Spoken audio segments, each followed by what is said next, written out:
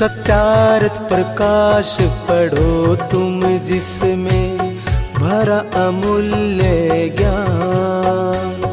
सरल सिद्धांत सुगम रास्ता सत्य वचन लियो मेरे मान। सत्यार्थ प्रकाश पढ़ो तुम जिसमें भरा अमूल्य ज्ञान।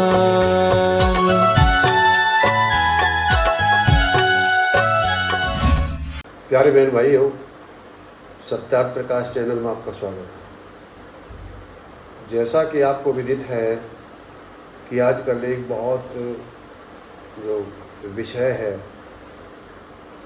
विश्व स्तर का बना हुआ है नुपुर शर्मा का, और उसका विरोध इस कदर किया जा रहा है कि बच्चों को आगे बना करके उनको मोहरा बनाया जा रहा है। मतलब जैसे जितनी कल्पना भी नहीं की जा सकती उस आधार पर आज एक रूप उसको दिया जा रहा है। और मैं एक बात कहूँगा कि ये जो नुपुर शर्मा है ये एक तरह समझो कि सत्य का प्रचार करने के लिए आई है। जैसे हम पूर्व बता चुके हैं कि जो उसने कहा है नुपुर शर्मा ने, वो उन हदीसों के अंतर्गत लिखा हुआ है, नेट के ऊपर लिखा हुआ है, और जो लिखा हुआ है उसी को नुपुर शर्मा ने कहा है। और यदि नुपुर शर्मा ने ये कहा है जो नहीं लिखा है तो इसके लिए कोई भी संसार का मुसलमान, मुल्ला, मौलवी कहीं कोई प्रस्तुति नहीं होती।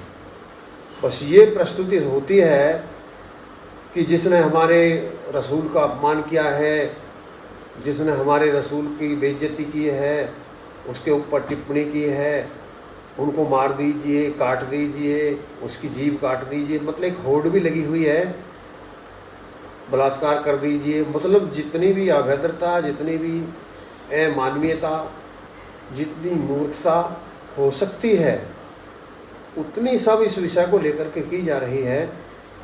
लेकिन मैं ये कहूँगा कि ये यदि कोई सत्यता के रास्ते पर जाए, देखो छल है, कपट है, स्वार्थ है, तो जो ऐसे छली कपटी स्वार्थी व्यक्ति होते हैं उनको तो कोई भी व्यक्ति रास्ता नहीं दिखा सकता। लेकिन जो इस्लाम मत में भी बुद्धिजीवी हैं और जिन्होंने दूसरे की बाहर देखी नहीं है, यानी उनका एक दायरा है, वो कुरान के बाहर गए नहीं हैं, मस्जिदों के बाहर गए नहीं हैं, उन्मुल्ला मौलवियों ने जो कहा उसके बाहर गए नहीं हैं ना जाने पर। इसलिए जैसे कुआं का मेंढक होता है और उसकी दुनिया कुआं होता है, उसके अंदर वो समझता है कि केवल इतनी दुनिया है। तो इसी प्रकार जो मुसलमान भाई हैं, जो एक वर्ग तो वह है कि जो कुछ जानता ही नहीं है, केवल जिसे बताया जाता है। एक वर्ग वह है कि जो बताता है लेकिन जो बताता है वो कुछ जानता है, सबली तो वो भी नहीं जानता है, और जो जान गया है वो इस्लाम मत में रुक नहीं पाया है। इस्लाम मत जो है वो उपयोगी, वैज्ञानिक या कोई ऐसा नहीं है कि वो जैसे बताते हैं कि वो खुदा प्रदत्त है, बिल्कुल नहीं है। वो एक मनुष्य द्वारा बनाया गया है। वो भी एक ऐसा ही संगठन था। पहले जैसे यहूदियों में से ईसाई हुए, फिर बाइबिल बनाई गई। बाइबिल का बहुत अंश कुरान के अंतर्गत है, वहीं से उसको लिया गया। जैसे गुरु ग्रंथ बनाया गया, जो हमारे पहले ग्रंथ होते हैं उनमें से तो अच्छी अच्छी बात गुरु साहब को लगी, वो उन्होंने ले करके बना दिया। ऐसी ही अवस्था इसकी है, उन्होंने बनाया। उस समय जो स्थिति थी, उस समय के जो व्यक्ति थे जिन्हें ये बात बताई जा रही थी, वो व्यक्ति उस समय कोई ज्ञान नहीं रखते थे या उस क्षेत्र में ज्ञान नहीं रखते थे जहाँ से इसका प्रसारण हुआ, प्रचलन हुआ।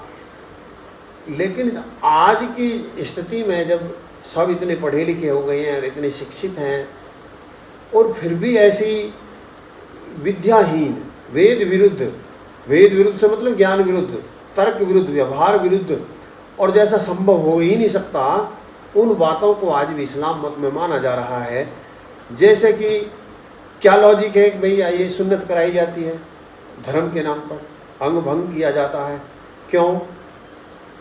अरे यदि ये कमी सही होती तो परमात्मा इसकी व्यवस्था नहीं करता। भाई इनमें दोनों चीज़ तो ठीक हो नहीं सकती। या तो अल्लाह से गलती हो गई जब शरीर की रचना की, उसने इतना काट पीट के सही नहीं भेजा था, या उसने तो सही भेजा था खुदा ने तो, लेकिन ये जो अब अनुयायी बन रहे हैं उसको नाम करके जान रहे हैं, इनको बोध नहीं है, ये अंग भंग करते हैं। तो जैसे हलाला नाम की चीज़ें हैं और अनेकों चीज़ें हैं, और एक जैसे जन्नत और दोज़ख बताते हैं, उनके पीछे कोई लॉजिक नहीं है, ना कोई आधार है। मैं कहूँ कि ये एक ऐसा अवसर है उन संसार के लोगों के लिए कि जो एक अंधकूप में फंसे हुए हैं। देखो ये स्वार्थ के चश्मा हटा करके वो व्यक्ति, तो मुझे नहीं लगता स्वार्थ के चश्मा हटाएंगे जो ये इसके आधार पर मुख्यमंत्री बनना चाहते हैं, प्रधानमंत्री बनना चाहते हैं, नेता बनना चाहते हैं, एक बहुत बड़ी भीड़ को आगे अपना मोहरा बना करके पीछे नेतृत्व करना चाहते हैं। उनके कोई बच्चे नहीं आए। जितने भी आंदोलन हुए हैं और जितने भी ये पत्थरबाजी की गई हैं, जो इनको उकसाने वाले हैं, वो ये तो संभव है कि इन्हें कोई रोटी के रूप में कोई, या एक दिन की मजदूरी के रूप में कुछ दे दिया गया हो, या दिखाने के लिए कोई दुर्घटना हो जाए वहाँ हेल्प कर दी जाए, लेकिन इन स्वयं के बच्चे उसमें नहीं थे और वो अपने बच्चों को वहाँ नहीं भेज सकते। मेरे साथियों, आप इस हिस्ट्री उठा करके देखिए, आप हज को जाते हैं तो कितने साधारण व्यक्ति जाते हैं, हज को वही जाते हैं जो एक विशेष वर्ग है, संपन्न वर्ग है, साधारण वर्ग वहाँ नहीं जा सकता। ऐसे ही कांवर की भी स्थिति है। कांवर में कितने नेताओं के बच्चे जाते हैं, कितने डॉक्टर इंजीनियर जाते हैं, आप ये देख सकते हैं। तो ऐसी अवस्था यहाँ है कि ये जो आंदोलन कराया जा रहा है, यहाँ में कितने वो व्यक्ति ऐसे हैं जो नेताओं के बच्चे हैं, जो आगे कर करके लड़ाए जा रहे हैं। एक आध ओवैसी बहुत लंबे लंबे भाषण देता है, तो क्या कहीं उसका अपना बेटा, अब उसका अपना बच्चा, जैसे छोटे छोटे दूध मुँहे बच्चे, दूध मुँहे से मतलब बहुत छोटे नाबालिग बच्चे लड़ने के लिए आगे भेज दिए पत्थर ले करके। क्या ओवैसी जी को ये समझ में नहीं आती कि यदि ये तेरा बेटा होता? अरे जब अब मान लिया वहाँ बदतमीजी की गई पुलिस के द्वारा, पुलिस पर भी वीडियो आप देख सकते हैं, पुलिस वाले रो रहे हैं, हमारे पत्थर लग रहे हैं, हमारे मोबाइल टूट गए हैं। आप आज तक पे खूब देख लीजिए वीडियो, बहुत ज़ोर ज़ोर से पुलिस वाले रो रहे हैं। इस कदर स्थिति उनकी है, चारों तरफ से घेर के पत्थरों से मारा जा रहा है। और ऐसी जब विषम परिस्थिति में तांडव किया जा रहा, रास्ते में भी बसों को जलाया जा रहा, घरों में पत्थर मारे जा रहे हैं, तो और क्या विकल्प था पुलिस के पास में? जब कुछ नहीं था फिर गोली चली, किसी को गोली लगी, आपने किसको गोली क्यों मार दी? अरे जब कारण था तो रोकना तो उसको चाहिए था। जब आप आंदोलन के लिए उन बच्चों को भेज रहे थे, आगे कर करके भेज रहे थे, तो आप जब दूसरे पर गोली बरसाने जा रहे थे, दूसरे पे पत्थर बरसाने जा रहे थे, तो आगे से क्या आशा कर रहे थे कि आगे से फूल बरसेगा? लेकिन मैं तो ये बहुत अच्छी बात समझूं, अब हिंदू समाज में उदार कहूँ या कुछ भी कह सकते हो, या लापरवाही भी कही जा सकती है कि एक तरफ दूसरा ऐसी स्थिति हो रही है। और मतलब जो एक मेल है, पत्थर का और मिट्टी का मेल नहीं हो सकता, बराबर की शक्ति हो जब मेल होता है। और जो एक कहावत है कि जो क्रोध होता है वो कमज़ोर के सिर पर कुचलता है और धींगड़ा के पैरों में कुचलता है। यदि ये इतने बढ़िया हैं, इतने योद्धा हैं, इतने वीर हैं, इतने पराक्रमी हैं, तो इनकी चीन में जाकर क्यों नहीं चलती? ये ओवैसी चीन में जाकर के क्यों नहीं कहता? कोई उल्ला मोहल्ले में चीन में जाकर के जहाँ वहाँ नमाज नहीं पढ़ सकते, बुर्का नहीं पहन सकते, आप रमजान रोजा नहीं रख सकते, जाकर के कह लीजिए चीन में। आपकी इतनी बहादुरी है, इतने वीर हैं, तो वहाँ जाकर के देखें ना। ये एक पूरे देश को, हमारे देश को बदनाम करने की योजना है। एक जो नेता बन करके, हमदर्द बन करके ये वो व्यक्ति हैं, चाहे वो हिंदुओं का नेतृत्व कर रहे हो इस विषय पर या मुसलमानों का नेतृत्व कर रहे हो, ये वह व्यक्ति हैं जो खाल तार कर कंबल बांटना चाहते हैं।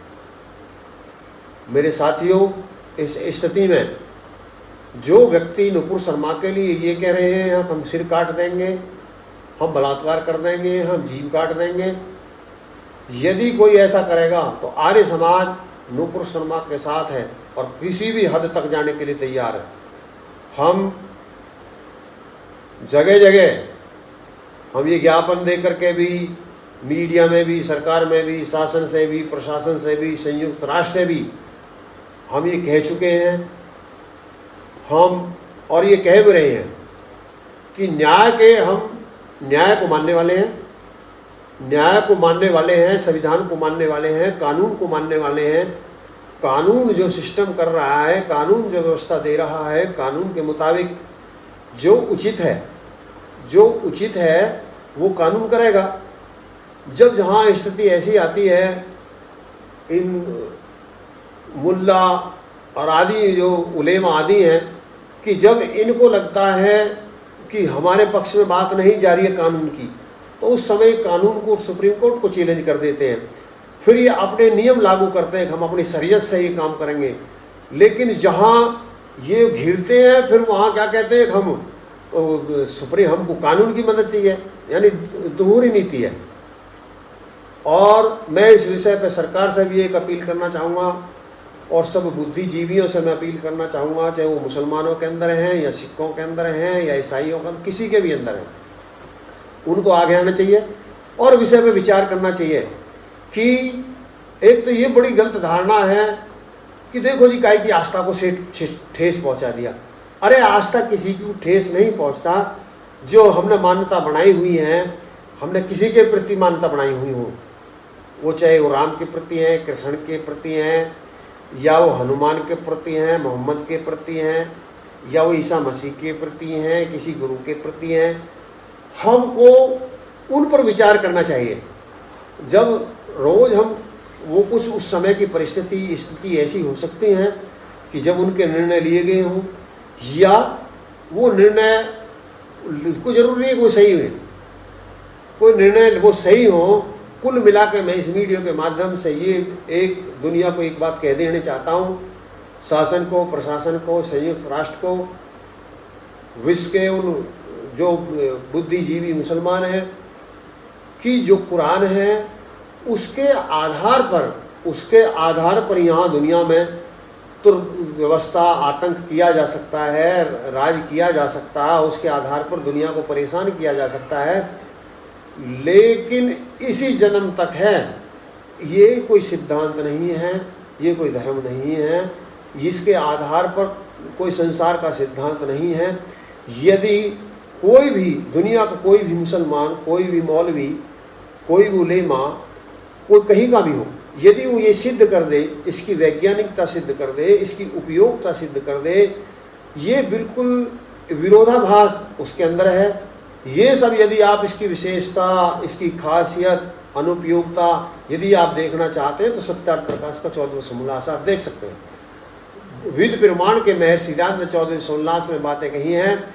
और ये जो एक संसार में झगड़ा हो रहा है उसका आधार ये कुरान ही है क्योंकि कुरान में ये बातें कही गई हैं कि जो यानी ईमान नहीं लाते हैं, यानी जो काफिर हैं, और यहाँ तक कहा गया है कि जो कुफ्र है, कुफ्र का मतलब है जो मुसलमानों को नहीं मानते हैं, वो कत्ल से भी बुरा है। देखो जो यानी उनको कत्ल कर दो, और यहाँ तक कहती है कुरान, और उनकी नाड़ काट दो, पूरी काट दो जो नहीं है। ये मैं अपने धोरे से नहीं कह रहा हूँ, ये सत्यार्थ प्रकाश कह रहा है और उनकी कुरान कह रही है, उनकी आयत कह रही है। ये सब पूरा विवरण है इसके अंतर्गत, ये सब विवरण इसके अंतर्गत है। जो कोई चाहे तो इसमें देख सकता है। तो ये एक अवसर है दुनिया के लिए कि जब एक धर्मांधता में एक ऐसे आक्रांत आते थे जिनको तलवार तो थी जिनके पास में, यानी शस्त्र तो था लेकिन शास्त्र नहीं था। आज जब दोनों ऑप्शन आपके पास में हैं शास्त्र भी है और शस्त्र भी है दुनिया के पास में। तो पहले शस्त्र जब तक अनुपयोगी है, जब तक शास्त्र नहीं है। तो जो शास्त्र है, यानी जो इस्लाम का शास्त्र है, जो ईसाई का शास्त्र है, वो शास्त्र ही दूषित है। और हमारे जो जीवन का उद्देश्य है, जो जीवन का प्रयोजन है, जनसाधारण को नहीं समझ सकता, लेकिन जो बुद्धिजीवी हैं वो समझे क्या मुसलमान बनना जीवन का उद्देश्य है, मुसलमान बना देना ही जीवन का उद्देश्य है। क्या दुनिया जब एकदम मुसलमान बढ़ जाएगी तो सब सुखी हो जाएगी? क्या ईसाई हो जाएगी सब सुखी हो जाएगी? तो क्या आर्य केवल नाम से हिंदू हो जाए? आर्य का मतलब अलग है गुणों से।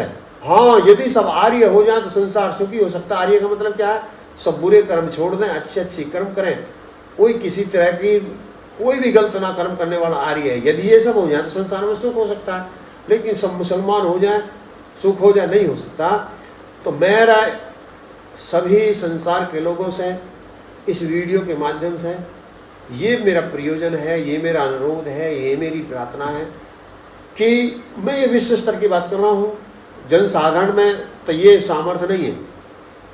हम चाहे कि भी, और हम ये हमारे भारत के मुसलमान भाई भी चाहें और वो चाहें कि हमें कुछ इसमें परिवर्तन कर लें, तो उन्हें तो ये अधिकार नहीं है। जो और बहुत बाहर एक बैठे हुए हैं जो सक्षम है इसमें निर्णय ले सकते हैं, इस पर कुछ विचार कर सकते हैं, तो उन व्यक्तियों को जरूर इस पर विचार करना चाहिए खुले मस्तिष्क से, जिसमें ईसाई भी हों, आर्य भी हों, जिन्हें हिंदू कहते हैं, या हिंदू को जिनको आर्य कहते हैं।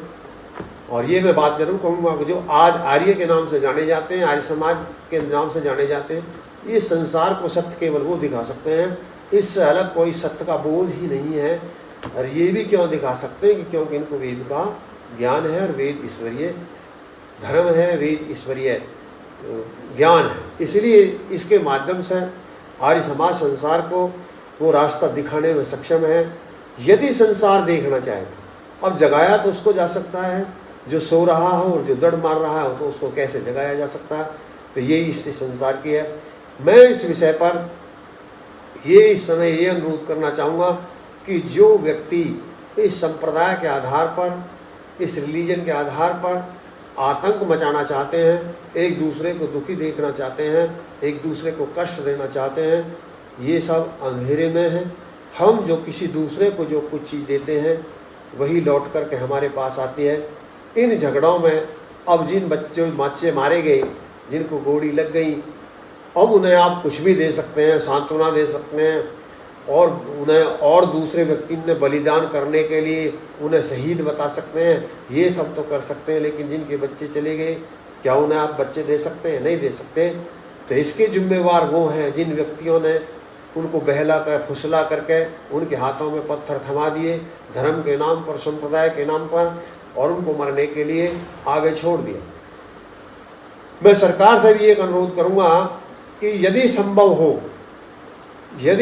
हो तो एक खुली डिबेट हो इसके ऊपर। ये केवल ये दबाने का विषय, जब तक ये दबाया जाता रहेगा, जब तक ये दबाया जाता रहेगा कि भाई ये ठीक है, कोई ये ठीक है, ये ठीक है। आर्य समाज इस बात का चैलेंज करता है कि दुनिया के सब मत इकट्ठे होकर के आ जाएं और आर्य समाज से शास्त्रार्थ कर लें।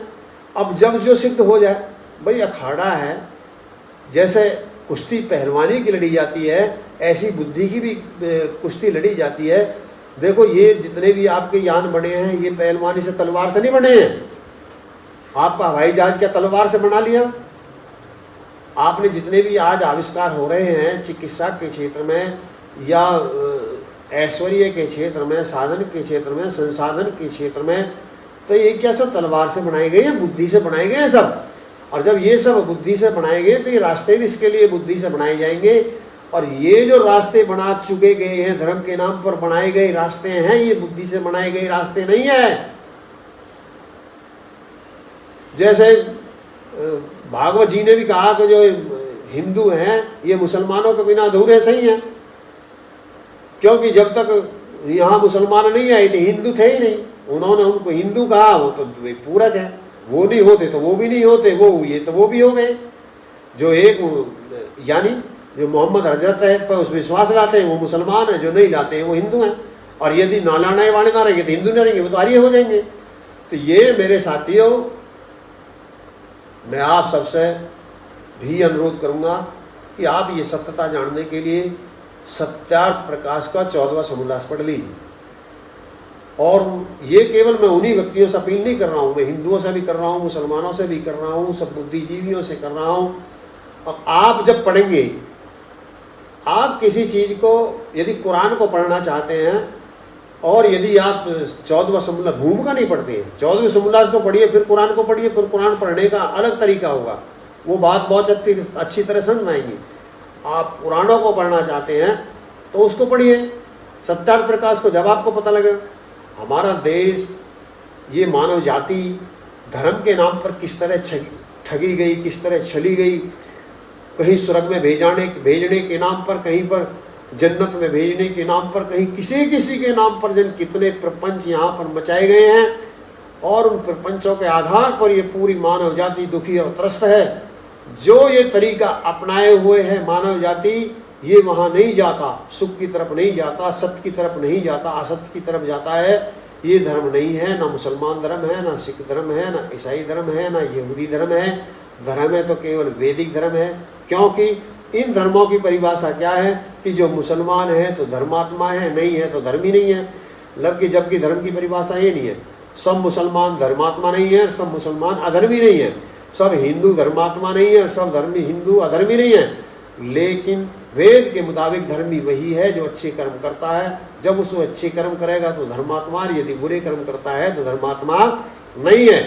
यहाँ पर कुरान ये कहती है कि चाहे मुसलमान अपराधी हो, चोर हो, डकैत हो, कुछ भी हो, वो उसको आप दंड नहीं दे सकते, उसके खिलाफ नहीं लड़ सकते।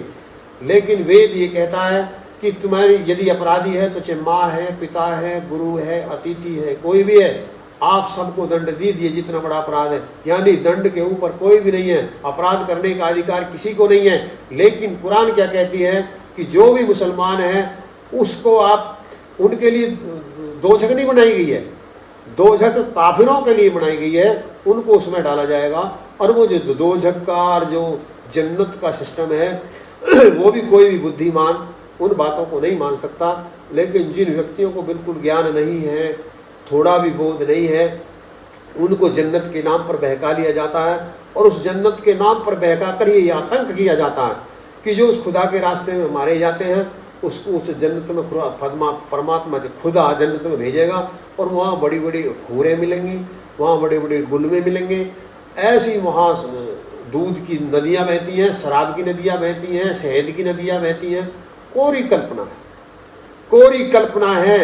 यदि दुनिया का कोई भी उलेमा, कोई भी मुल्ला, कोई भी मौलवी, कोई भी कुरान का विशेषज्ञ उस बात को सिद्ध कर दे तो आर्य समाज इसके लिए खुला चैलेंज करता।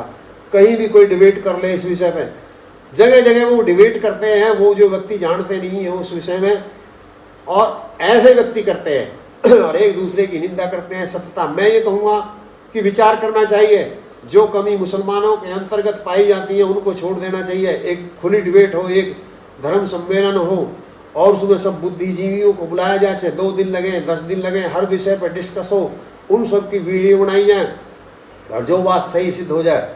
यदि कुरान की बातों को कोई कुरान का बात सिद्ध कर दे, जितने भी धर्म ग्रंथ के नाम से दुनिया में जाने जाते हैं, कोई भी आके संसार का व्यक्ति अपनी बात को सिद्ध कर दे तो उसी को मान लेना चाहिए। लेकिन मुझे 100% विश्वास है कि केवल वेद ही ईश्वरीय ज्ञान है और वेद के आधार पर संसार में शांति की जा सकती है और सत्य को पराजय करने की किसी की सामर्थ्य नहीं है। इसी बात पर जो ये व्यक्ति नूपुर शर्मा के लिए मारने की बात करते हैं, गला काटने की बात करते हैं, जान से मारने की बात करते हैं, ये निराधार बात है। ऐसा नहीं हो सकता, ये किसी को अधिकार नहीं दिया जा सकता। हम ये आर्य समाज इस बुराई का पुरजोर विरोध करता है, इसकी निंदा करता है। हम खुले चैलेंज, यदि उसने वो कहा है उसमें लिखा या तो फिर क्या गलत कहा? यदि उसने वो कहा है जो नहीं लिखा है तो उसने वाकई गलत कहा है। और वो यदि उसने वो कहा जो तुम्हारी किताबों में लिखा तो क्या गलत कहा? अब मान लिया हमसे कोई पूछे तुम्हारे दादा की कितनी शादी हुई, अब हमारी दादा की जितनी शादी हुई हम उतनी बता देती तो उसमें क्या अपराध होगा? फिर तुमने वो लिख रहा था, क्यों लिखते हो उस बात को? यदि वो गलत है, पहले तो यदि ऐसा हुआ था तो इतिहास तो वैसा पढ़ा जाएगा जैसा होता है। और यदि तुमको फिर गलत लग रहा तो फिर वहाँ इतिहास क्यों लिखा हुआ, तुम्हारी किताबों में तो लिखा हुआ ये बात, और यदि तुम्हारी बातों में लिखा तो फिर तुम आपत्ति क्या होती है, और यदि आपत्ति होती है तो उनका सुधार कर लीजिए। भाई कमी तो दोनों तरफ है, कमी इधर भी नहीं है। हिंदू मत में भी जितने झूठ, जितने गपोड़े, जितने ढोंग हो सकते हैं वो सब बनाए गए हैं। कहीं हनुमान के नाम पर बनाए गए हैं, कहीं शिव जी के नाम पर बनाए गए, खूब गपोड़े। इसके लिए मैं उनको भी चैलेंज करना चाहता हूँ, कोई भी हिंदू भाई यदि ये समझता हो अब जो हमारे अंदर कही गई वो सब ठीक है, कुरान में ही गलत है, नहीं, कुरान में ही गलत नहीं है, पुराणों में भी बहुत गलत है। इतने गपोड़े, कुरान और पुराण शब्द दोनों बहन ही है, और दोनों ही जो इस देश के लिए। अब कुरान भी किसकी है, वो बाइबिल की देन है, तो बाइबिल भी ऐसी है। और आप किसी को कोई आपत्ति था कि बौद्धिक, ये बुद्धि का सौदा है, कोई भी आए बात करे, लेकिन इन पर कोई बात करने के लिए तैयार नहीं है। प्रदर्शन कर रहे हैं जी, गोला चला रहे हैं, डंडा चला रहे हैं, वो चला रहे हैं, शुक्र को इकट्ठे होते हैं, बदतमीजी करते हैं, ये कोई न्याय व्यवस्था नहीं है, ये कोई सिस्टम नहीं है। हाँ, यदि मैं ओबीसी से भी ये कहना चाहता हूँ, क्या मुसलमानों में कोई विद्वान है जो इन पर इन बातों को जवाब दे सकता? एक भी कोई भी मुसलमान दुनिया के अंदर हो जो हमारी बातों का जवाब दे दे। और जो हमारे समाज को ना मानते हो, कोई भी हिंदू हो, कोई भी आचार्य हो, वो आकर के बात कर ले। अरे दुनिया के लोग, यदि तुमको बचा सकता तो केवल आर्य समाज बचा सकता है, तुमको यदि सत्य का रास्ता दिखा सकता तो केवल आर्य समाज दिखा सकता है, और यदि तुमको सही का रास्ते पर जाना है तो आपको वेद की शरण मानना पड़ेगा। कुरान के आधार पर तुम सुखी नहीं हो सकते, पुराण के आधार पर तुम सुखी नहीं हो सकते, बाइबिल के आधार पर तुम सुखी नहीं हो सकते। ये जो हमारे धर्म ग्रंथ जिनके नाम से हम जाने जाते हैं, ये सत्य और असत्य मिश्रित हैं। ये एक संगठन द्वारा बनाए गए हैं, जिनसे उन संगठन की उन्नति हो, उनकी वृद्धि हो और दूसरे का विनाश हो, उसमें ये सब प्लानें भी की गई हैं। तो इनके आधार पर संसार को सुखी नहीं किया जा सकता। यदि आप संसार को सुखी देखना चाहते हैं, उन्नति करना चाहते हैं, तो एक ही आधार है, आर्य समाज। क्योंकि आर्य समाज का आधार वेद है। तो दुनिया के लोगों, आप आइए, आर्य समाज को पढ़िए, आर्य समाज को समझिए और इस बेमतलब की मूर्खता से बच जाइए। मैं समझता हूँ जो नुपुर शर्मा है, ये एक दुर्गा के रूप में आई है। कैसी दुर्गा के रूप में आई है कि सत्य जनाने के लिए। वो जब जब जो आपत्ति आती है, विपत्ति आती है, एक प्रशस्ति होती है, एक आविष्कार होता है, तो इस बात पर सब बुद्धिजीवियों का एक बार ध्यान तो गया। आज पूरा दुनिया नेट पढ़ रहा है, आज पूरी जो दुनिया उसके बारे में नहीं जानती थी, वो बात अलग है, उसको कितनी प्रताड़ना झेलनी पड़ रही है। और ये भी कोई अलग बात है कि कल कोई उसका सिर काट दे, ये भी अलग बात है कि कोई उसका कोई भी बदतमीजी कर दे, ये सब संभव है, ऐसा हो सकता है, किसी के साथ भी हो सकता है। लेकिन जो विश्व को एक उसने दर्शन दिया है, जो एक विश्व को इसके लिए एक प्रेरित किया है, एक मार्गदर्शन पर सोचने के लिए विवश किया है, एक नई थ्योरी दी है, उसके लिए सब ये पूरा संसार उसका ऋणी है। वो रहे ना रहे, लेकिन ये विचारधारा पर उनको विचार करना चाहिए। मुसलमानों के अंदर भी, ईसाइयों के अंदर भी, संसार के अंदर भी ऐसे भी तो व्यक्ति हैं जिनके मस्तिष्क में भी विचार गए, वो ये क्या कह रहा है, क्या हमारी किताब में लिखा हुआ, चाहे वो दबी आवाज से या पूर्वाग्रह के अनुसार या दुराग्रह के अनुसार या किसी के दबाव में आकर के कोई विरोध ना कर रहे हो, समर्थन कर रहे हो, लेकिन एक भीतर हलचल जरूर पैदा हो गई है। हर मुसलमान के मस्तिष्क में एक हलचल पैदा हो गई है, और अब उनको सुधार करने की आवश्यकता आगे होगी, वो महसूस करेंगे। यदि अच्छा हो कि दुनिया के लोगों, ये इतनी सत्य बात पता नहीं संसार की समझ में क्यों नहीं आती। अरे हम परमात्मा के एक के ही संतान हैं, हम सबका परमात्मा एक है। मुसलमानों का भी एक ही पिता है, हिंदुओं का भी एक है, सिखों का भी एक है, ईसाइयों का भी एक है। हम एक दूसरे के जो दुश्मन बन गए धर्म के आधार। आपको ये कहता मिला होगा कोई धर्म नहीं सिखाता आपस में बैर करना, लेकिन ये धर्म ने ही सिखाया है आपस में बैर करना।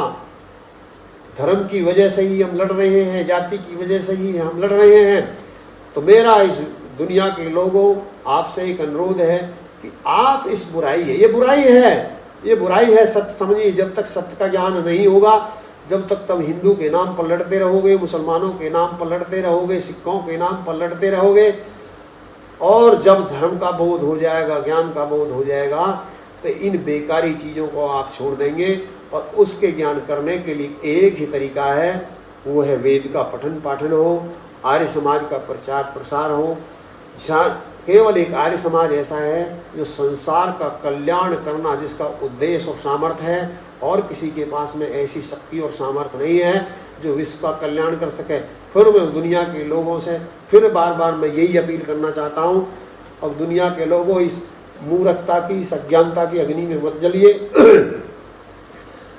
वो जो भी हैं वो सब पूर्वज हैं, हमारे हैं, उन्होंने गलत किया या सही किया, उन्होंने अपने समय में कर लिया, लेकिन आज हम उनको अपने प्रमाण मान करके हम आज भी यदि कोई गलत करते हैं, हाँ, यदि उनके अंतर्गत कोई अच्छी बात है उनका ग्रहण कीजिए, और यदि कोई गलत बात है तो उन्हें छोड़ दीजिए। मनुष्य तो अपने में कभी सर्वजयपूर्ण हो नहीं सकता।